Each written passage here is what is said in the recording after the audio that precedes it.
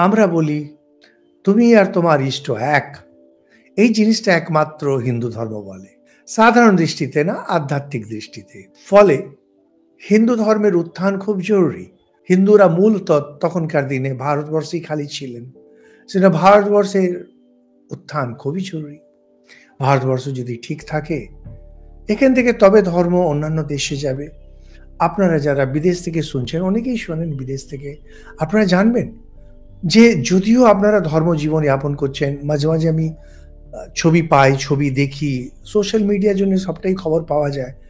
কিভাবে বিভিন্ন দেশে দুর্গাপূজা আয়োজন হচ্ছে, অন্যান্য পূজা আয়োজন হচ্ছে।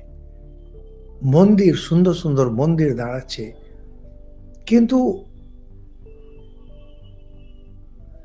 ধর্মের জন্য মুখ পান চেয়ে থাকে সবাই ভারতের দিকেই।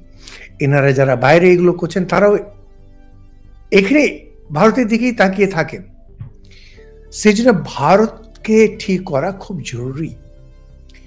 ভারত যদি শেষমেশ একটা মূর্খের দেশ হয়ে যায়, পকেট মারের দেশ হয়ে যায়, চোরের দেশ হয়ে যায়, কে আসবে ধর্ম শিখতে? এটা যেমন আমাদের নিজেদের রক্ষার জন্য জরুরি, ঠিক তেমনি জগতের রক্ষার জন্য এটা অত্যন্ত জরুরি।